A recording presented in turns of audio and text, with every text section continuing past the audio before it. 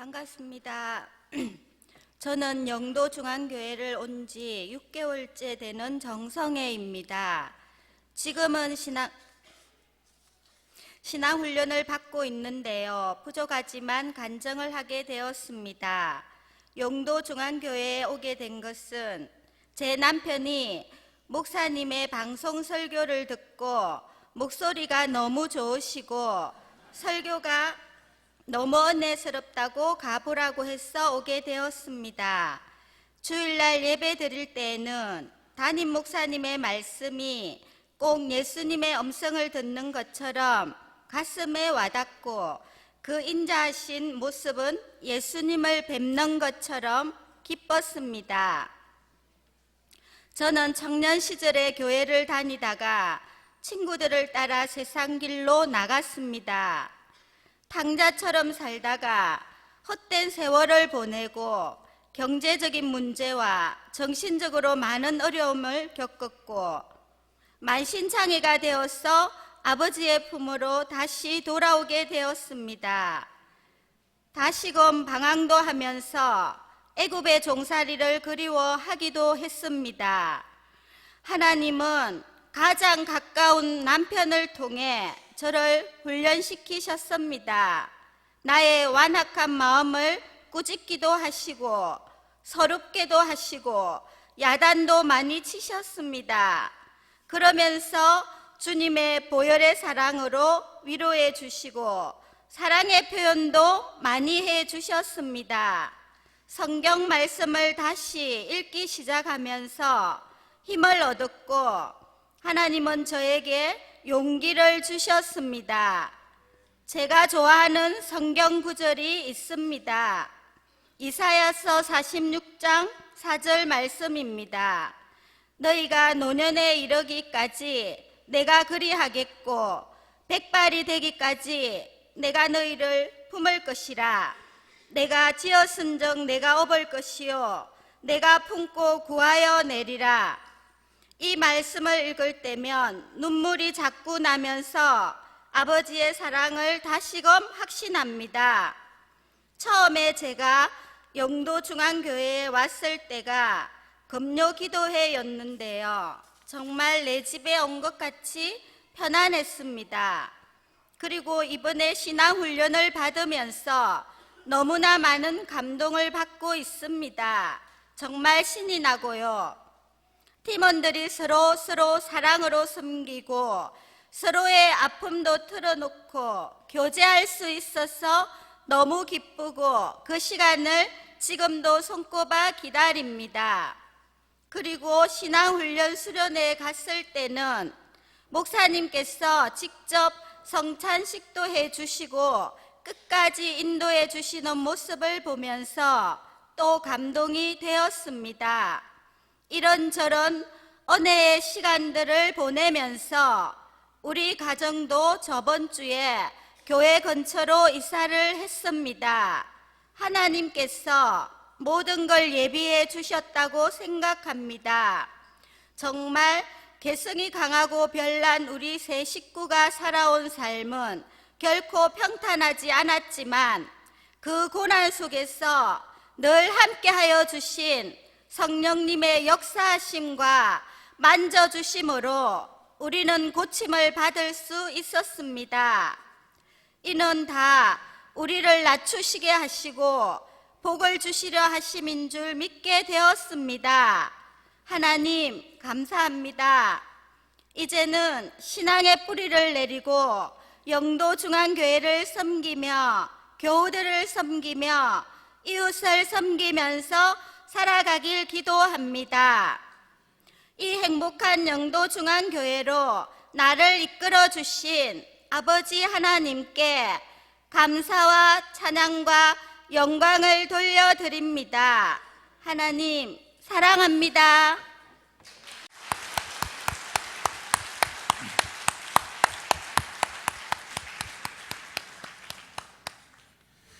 별난 세 식구라고 표현하셨는데 그 나머지 가족이 어디 앉아 계십니까 지금? 한번 일어나 보시죠. 아들 이렇게 세 식구이십니다. 우리 교회 오신 지 얼마 안 되셨는데요. 아유, 저보고 목소리가 좋다고 그러니까 앞으로 생계란을 더 많이 먹고 어려운 가정이었지만 또 이렇게 하나님이 치유해 주시고 어루만져 주셔서 얼마나 감사한지 모르겠습니다. 이 시간 한번 우리 기도하겠습니다. 하나님 아버지, 우리 교회 오신 지 6달밖에 안 됐습니다. 그러나 지난 세월의 아픔과 상처들을 하나님의 사랑의 손으로 치료해 주셔서 감사합니다. 잘 믿고 행복한 가정 되고 승리하게 하여 주옵소서. 신앙생활 열심히 하려고 교회 가까이로 이사까지 했습니다. 하나님, 이 가정의 주인이 되어 주시옵소서. 우리 교우들 모두가 이런 간증을 가지고 아름답게 살아가도록 은혜 주실 줄 믿습니다. 하나님께서 이 가정을 불꽃 같은 눈으로 언제나 살펴 주옵소서. 이 시간에 저희들이 하나님의 음성 듣길 원합니다. 주의 말씀을 통해 피차가 격려받고 도전받는 시간이 되게 해 주옵소서. 예수님의 이름으로 기도하옵나이다. 아멘. 다시 한번 축복하면서 박수하겠습니다. 감사합니다. 그 유명한 칸느 영화제 비경쟁 부분에 특별 작품으로 초청받은 영화들 중에 여행자라는 이름의 영화가 있었습니다. 이 영화 속의 주인공은 9살짜리 소녀입니다. 9살짜리 소녀의 시선으로 바라본 이별과 만남이라는 주제가 영화 속에 흐르고 있습니다. 어느 날 아버지가 9살짜리 소녀 진이에게 말합니다. 얘, 우리 여행 갈까? 새 옷도 사주고 새 구두도 사주고 큼지막한 케이크도 하나 샀습니다. 그리고는 그 케이크를 안고 아버지와 도착한 곳이 참 슬프게도 고아원이었습니다. 아버지는 이 딸아이를 고아원에 맡기고 그리고는 영영 떠나가 버리고 말았습니다. 아빠가 자신을 버렸다고 하는 이 현실을 9살짜리 소녀가 견뎌내기에는 너무나 슬프고 어려웠습니다. 그러나 고통스러운 시간이 흘러가면서 이 진이는 서서히 이별이 무엇인가를 배우면서 아빠 없는 세상에 살아가는 법을 터득해 나간다고 하는 줄거리를 가지고 있는 가슴이 저미는 슬픈 영화입니다. 여러분, 오늘 읽은 성경 말씀에도 보면 이 비슷한 당혹감에 빠져 있는 사람들을 볼 수 있는데 그분들은 다름 아닌 예수님의 제자, 바로 그분들입니다. 예수님께서는 부활하신 이후에 40일 동안 제자들과 함께 계셨습니다. 그리고는 감람산에서 하늘로 올려져서 승천을 하셨습니다. 그게 오늘 본문 말씀이죠. 예수님께서는 당신의 일을 제자들에게 예고하신 적이 있으십니다.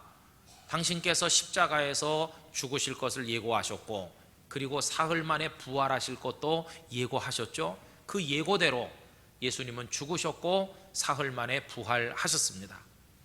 그러나 승천에 대해서는 명백하게 예고하신 적이 없습니다. 그저 어렴풋이 알 수 있는 암시를 주신 적은 있었습니다. 예를 들면 요한복음 14장 2절 3절에 보면 이런 말씀이 나옵니다. 내 아버지 집에 거할 곳이 많도다. 그렇지 않으면 너희에게 일렀으리라. 내가 너희를 위하여 거처를 예비하러 가노니 가서 너희를 위하여 거처를 예비하면 내가 다시 와서 너희를 내게로 영접하여 나 있는 곳에 너희도 있게 하리라 하는 말씀을 하신 적이 있으십니다. 그러나 이런 말씀만 가지고는 감람산에서 갑자기 전격적으로 승천해서 가실 것이라고 아무도 예측할 수 없었을 것입니다. 그러므로 제자들 입장에서 보면 예수님께서 승천하시는 그 장면에서 얼마나 당황했을까 우리가 짐작할 수 있지 않습니까? 더군다나 예수님께서 쭉 올라가시는 것을 이 수많은 사람들과 함께 이렇게 바라보고 있는데 구름이 나타나서 쫙 가리더니 예수님을 전혀 볼 수 없게 된 것입니다. 성도 여러분, 예수님을 더 이상 볼 수 없다. 이것이 바로 제자들에게 주어진 새로운 상황이었습니다. 앞에서 말씀드린 그 영화에서 진이가 더 이상 아빠를 볼 수 없게 된 것과 흡사한 상황이 제자들에게 온 것입니다. 그 전에는 예수님이 늘 함께 계셨습니다. 눈으로 그분을 바라보며 함께 먹고 함께 여행하고 함께 잤습니다. 그분이 말씀하는 것을 보았습니다. 이적을 행하는 것을 두 눈으로 같이 보았는데 이제는 더 이상 예수님을 볼 수 없다는 것입니다. 그런 점에 있어서는 오늘 우리도 마찬가지입니다. 우리도 예수님을 두 눈으로 보지 못하는 가운데 신앙생활을 하고 있는 거 아니겠습니까? 물론 제자들과 우리는 약간 다릅니다. 제자들은 예수님을 처음에는 보다가 승천 이후에는 보지 못하게 된 것이고, 우리들은 애초부터 예수님을 본 적이 없으니까 상황이 조금은 다르지만, 승천 이후의 제자들이나 오늘 우리나 예수님을 두 눈으로 보지 못하면서 신앙생활 한다는 점에 있어서는 똑같다고 얘기할 수 있을 것입니다. 여러분, 그렇다고 한다면 주님을 눈으로 보지 못하는 상황에서 믿음을 지켜야 되는 우리들에게 필요한 것이 무엇일까요? 저는 이것을 제자들의 입장과 연결시켜서 몇 가지 말씀을 드리려고 하는 것입니다. 우선 첫째로, 이 제자들은 승천하신 이후에 이제는 눈으로 보지는 못하지만 마치 눈으로 보는 듯이 살아가는 방법을 터득해야만 했다는 것입니다. 여러분, 우리 사람들은 일반적으로 눈으로 보면 확신이 들지만 눈으로 보지 않으면 확신이 줄어드는 그런 경향을 가지고 있죠. 그래서 영어 속담 가운데 out of sight, out of mind라고 말합니다. 눈으로 늘 보지 못하면 마음이 자꾸자꾸 멀어진다고 하는 뜻입니다. 손자 손녀는 서울에 있고 우리 어르신들은 여기 부산에 살면 보고 싶은데 볼 수가 없으시잖아요. 그래서 사진을 들여다보거나 아니면 요즘에는 휴대폰에다가 사진을 저장해 가지고 다니면서 봅니다. 그리고 보다 나중에 옆에 사람에게 보여달라고 하지도 않는데도 자꾸 보라고 합니다. 우리 손자야, 우리 손녀. 며느리에게 전화해가지고 빨리 새 사진 찍어 보내라고 하면 또 전송돼서 오면 또 보다가 뽀뽀 쪽 하면서 그렇게 봅니다. 여러분, 그런데 사진도 없으면 어떡하겠습니까? 사진도 없으면. 저는 독자라는 이유 때문에 현역에 입대하지 않고 방위 근무를 명령받아서 방위를 했는데요, 그것도 군대라고 훈련소에 들어간 적이 있습니다. 훈련소에 가 있으니까 집 생각이 얼마나 나는지, 집 생각이 참 많이 나대요. 근데 가볼 수 없으니까 어떻게 했을까요? 그때 하는 것은 부모님을 생각하는 것입니다. 눈을 감고 아버지 얼굴, 어머니 모습을 떠올립니다. 그 모습이 눈을 감아서 볼 수는 없지만, 앞에 계시지도 않지만 눈으로 보는 것처럼 생생하게 떠오릅니다. 부모님의 눈가에 잔주름까지 생각이 납니다. 그러면서 마치 눈으로 보는 것 같은 느낌을 받습니다. 그때 제 마음에 기쁨이 생기면서 제 얼굴에 미소가 번져갑니다. 제자들도 그랬습니다. 이 눈으로 예수님을 볼 수 없게 되었기 때문에 이제는 마음으로 보는 방법을 터득해야만 했다는 것입니다. 마음으로 보는 방법이 무엇일까요? 다른 게 아니라 예수님을 묵상하는 것입니다. 그들은 예수님을 생각했습니다. 다가오셔서 자신들을 제자로 부르시던 그 장면, 용기 있는 결단을 하고 그분을 따라 나서던 자신들의 모습, 그때 그 예수님의 사랑스러운 눈빛, 그 이후에 기쁘기도 하고 힘들기도 했던 많은 일들, 예수님께서 사람들을 가르치시는 모습 옆에서 바라봤었는데 그 모습, 그리고 죽은 자를 살리고 병든 자를 고치던 그 모습들, 바람과 바다를 꾸짖어 잔잔케 하시던 그 모습, 너무너무 진지한 사랑으로 자신들의 발을 보듬고 어루만지며 씻겨주시던 그 주님의 모습, 그리고 도망치며 고개 돌려 바라봤던 겟세마네 동산에서 끌려가시던 예수님의 그 뒷모습, 그리고 도망가 숨었기 때문에 직접 보진 못했지만 나중에 사람들을 통해 전해들은 십자가에 매달린 예수님의 그 고통스러웠다는 그 모습, 그리고 숨어있는 자신들을 버리지 않고 찾아와 주신 부활하신 예수님의 그 영광스러운 모습, 이 모습들을 생각하고 또 생각했다는 것입니다. 눈을 감고 주님을 생각할수록 주님이 마치 눈앞에 계신 것처럼 생생하게 마음의 눈으로 바라볼 수 있게 될 때 그들 속에 기쁨이 생기고 힘이 생기고 웃음이 번져나가게 되었다는 것입니다. 여러분, 이것이 바로 거룩한 마음의 눈으로 볼 때의 기쁨인 줄로 믿습니다. 12세기에 살았던 끌레르보의 버나드는 예수님을 깊이 생각하면서 그때 받은 감동과 기쁨을 가지고 고백을 하는 시를 남겼는데, 구주를 생각만 해도 이렇게 좋거든. 주 얼굴 배울 때야 얼마나 좋으랴. 여러분, 찬송가 85장 가사가 바로 버나드의 고백을 그대로 옮긴 것입니다. 저는 이러한 예수님께 대한 깊은 묵상이 오늘 여기 3부 예배 참여하신 여러분들에게도 충만하시기를 진심으로 기원하는 것입니다. 여러분, 예수님을 깊이 생각하시기 바랍니다. 히브리서 3장 1절은 이렇게 권면했습니다. 그러므로 함께 하늘의 부르심을 받은 거룩한 형제들아, 우리가 믿는 도리의 사도이시며 대제사장이신 예수를 깊이 생각하라, 이렇게 말씀했어요. 가만히 눈 감고 예수님을 생각하면 우리에게 베푸신 은혜와 사랑이 얼마나 큰지 우리 가슴 속속이 느껴지고 가득히 채워질 때 우리 입에서 감동적인 고백이 나옵니다. 예수님, 주님 너무너무 감사해요. 감사합니다. 이럴 때 그 행복, 그 예수님과의 즐거운 데이트 여러분들에게 때마다 순간마다 날마다 풍성하게 이루어지시기를 간절히 축복합니다. 어떤 분은 이렇게 말씀할지도 모릅니다. 목사님, 그 제자들이야 눈으로 예수님을 봤었으니까 눈 감으면 생각나지만 우리는 아예 예수님 본 적이 없는데 어떻게 생각합니까? 이렇게 물으실 것이고 일리도 있다고 생각합니다. 그러나 여러분, 그렇다고 해서 우리가 예수님을 묵상할 수 없는 것은 아닙니다. 얼마든지 예수님을 생각하고 묵상할 수 있는 재료들이 있습니다. 그 재료들이 어디 있느냐? 그 재료들이 성경 속에 있습니다. 마태복음, 마가복음, 누가복음, 요한복음에는 예수님의 정갈한 모습이 담겨 있습니다.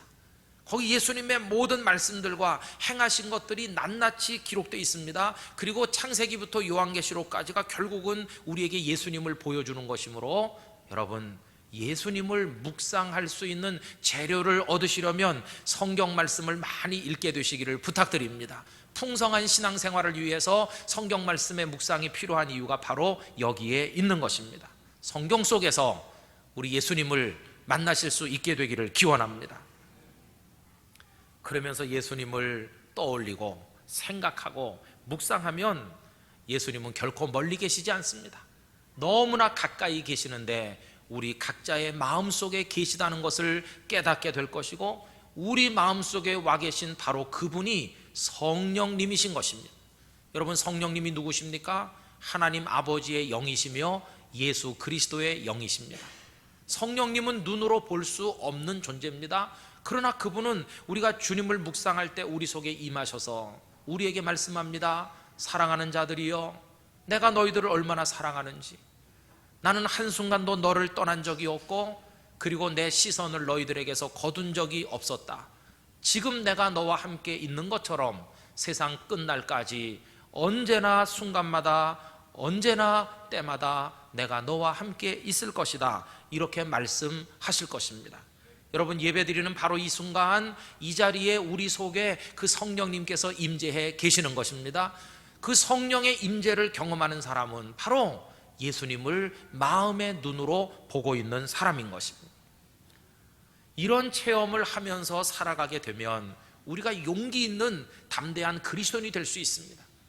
제자들을 생각해 보십시오. 예수님께서 승천하시고 안 계실 때 사람들이 와서 손가락질하면서 조롱합니다. 그래, 너희들의 능력 많다던 선생님은 어디로 가버리고 너희들만 남았느냐? 조롱하였습니다. 성경에 보면 이런 유사한 조롱을 받은 사람들이 성경에 많이 등장하죠. 그 예를 하나 든다면 시편 42편 3절 말씀을 이야기할 수 있을 것입니다. 어떤 사람들이 이렇게 조롱했습니다. 사람들이 종일 내게 하는 말이 네 하나님이 어디 있느뇨 하오니 내 눈물이 주야로 내 음식이 되었도다. 그래, 네가 그렇게 하나님을 잘 믿는다고 하는데 하나님 어딨냐? 이렇게 우리를 조롱할 때가 있다는 것입니다. 그러면 이런 비아냥거리는 조롱을 받은 우리 선배들이 절망하고 낙심했습니까? 아닙니다. 42편 5절에 보면 이렇습니다. 내 영혼아, 네가 어찌하여 낙심하며 어찌하여 내 속에서 불안해하는가? 너는 하나님께 소망을 두라. 그가 나타나 도우심으로 말미암아 내가 여전히 찬송하리로다. 할렐루야. 불안해하지 않았습니다. 근심하지 않았습니다. 속에 와서 나타나 도우실 하나님으로 인하여 찬송한다고 그랬습니다. 예수님의 제자들이 그러하였습니다. 눈으로 볼 수 없으나 그분을 묵상할 때 그 속에 임하시는 성령님으로 인해서 제자들이 얼마나 용기가 있었습니까? 성도 여러분, 불안해하시지 않게 되길 바랍니다. 낙심하지 마시기를 부탁드립니다. 그리고 당당히 외치시기를 바랍니다. 나는 절대 버려진 고아가 아니다. 주께서 나와 함께 계시고 나는 그분과 함께 위대한 승리를 하고야 말 것이다. 이렇게 외치는 믿음을 가지게 되시기를 축복합니다. 눈으로 볼 수는 없으나 구름이 가리워져서 그분을 볼 수 없게 하지만, 그러나 우리는 마음으로 주님을 배웠고 주님의 임재를 체험하면서 그 안에서 강하고 담대한 그리스도인으로 살아가게 된다는 것입니다. 눈으로 볼 수 없는 이 시대에 믿음을 지키기 위해 우리에게 또 한 가지 필요한 것이 무엇일까요? 그것은 기다림에 익숙한 사람이 되어야만 한다는 것입니다. 예수님께서는 승천하시면서 그냥 가신 게 아니라 한 가지 약속을 더 남겨주셨습니다. 그 약속의 말씀이 11절에 이렇게 기록되어 있죠. 이르되 갈릴리 사람들아 어찌하여 서서 하늘을 쳐다보느냐. 너희 가운데서 하늘로 올려지신 이 예수는 하늘로 가심을 본 그대로 오시리라 이렇게 약속, 오시리라 하였느니라. 여러분, 흰옷 입은 두 사람 천사라고 생각되죠. 사람들이 놀라서 하늘로 이렇게 다 보고 있는데 그들이 나타나서 말하기를 너희들이 본 바로 이 모습 그대로 다시 오신다고 약속을 남겨주셨습니다. 그때 이후로 제자들은 다시 오신다 하는 것을 가슴에 품고 설레임 가운데 주님 만날 날을 기다리면서 살았던 것을 우리가 알고 있습니다. 여러분, 예수님이 다시 오시면 어떤 일이 있을까요? 예수님이 다시 오시면 외로움이 끝날 것입니다.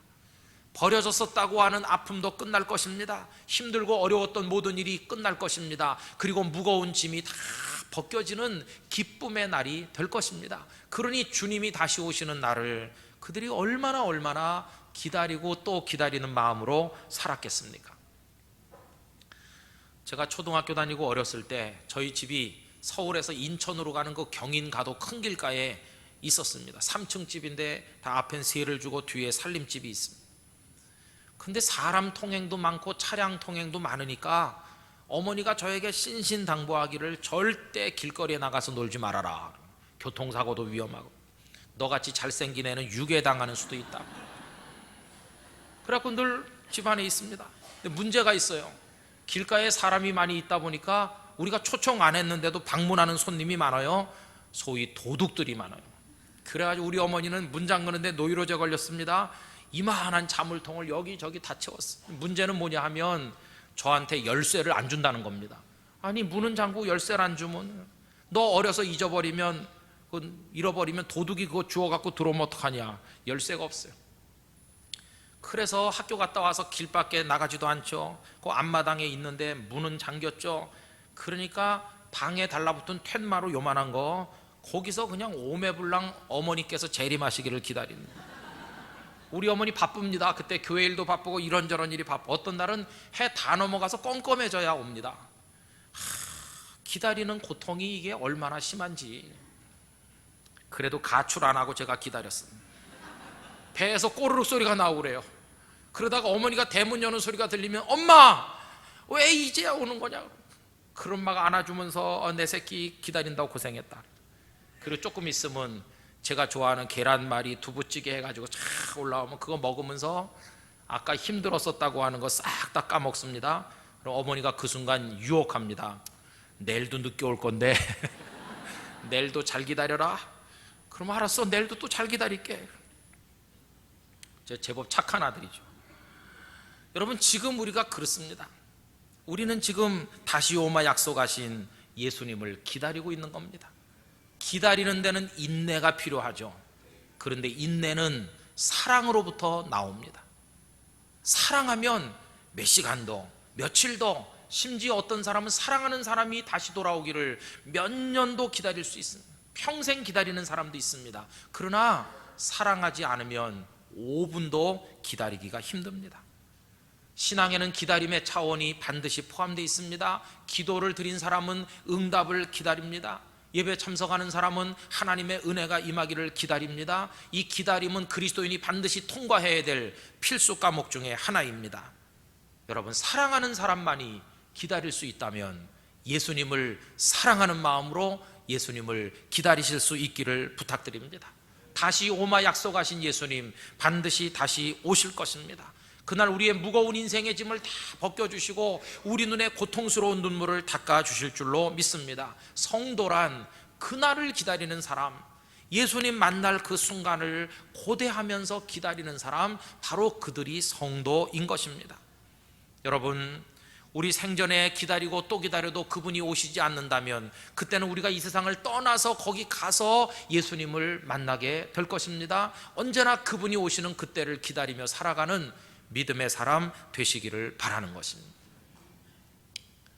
우리가 잊지 않아야 될 것 또 하나 있습니다. 예수님이 다시 오시면 이 세상은 끝날 거라고 하는 사실입니다. 여러분, 우리 신앙의 문제 중에 하나는 너무 현실에 우리 신앙이 고착화된 나머지 우리가 예수님을 믿는 목적이 이 땅에서 등 따뜻하고 배부르게 살기 위한데 목적이 있는 듯 왜곡되어 있다는 거, 이게 문제입니다. 여러분, 우리가 신앙생활하는 목적은 저 영원한 생명의 나라에 들어가기 위한데 그 목적이 있습니다.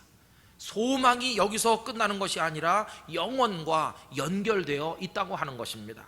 우리가 애착심을 가지고 그렇게 애지중지 여기는 이 세상이 예수님이 오시면 끝날 것이고, 그러면 새하늘과 새 땅이 영원한 하나님의 나라가 열릴 것을 우리들에게 말씀하고 있는 거 아닙니까? 그러므로 이 세상에 살아가는 동안에 여러분의 시간, 그 에너지, 그 정열을 그 영원한 천국을 위해 투자하시게 되기를 부탁을 드리는 것입니다. 그러면서 그날을 기다리는 모습으로 살아가는 거, 이게 우리 성도가 가져야 될 모습이라 하는 것입니다. 마지막으로 기다리는 동안에 뭘 하면 좋을까? 숙제를 열심히 하세요. 제가 툇마리에 붙어 앉아가지고 지루하게 뭐 이것저것 하면서 시간을 보내다가 가방 열고요, 책이랑 꺼내서 늘어놓고 그 마루에 배 깔고 엎드려가지고 숙제 열심히 하거든요. 숙제. 그러면서 어머니 오길 기다리는데 그 옆에서 쌀가게 하는 여집사님이 종종 놀러 옵니다. 그리고 제가 있으면 아이고 은성아, 엄마 아직 안 오셨구나 그러면서 제가 요청하지도 않았는데 저를 자꾸 쓰다듬어요. 그래 이렇게 되고 말았거든요. 그러면서 뭐라고 말하는지 아십니까? 아이고 기특한 녀석, 엄마가 없어도 이렇게 공부를 열심히 하고 숙제하고 내가 너를 우리 집 사위로 점 찍었다. 빨리 커서 우리 순정이랑 결혼해라. 근데 그 예쁜 순정이가 지금 어디로 갔는지 모릅니다.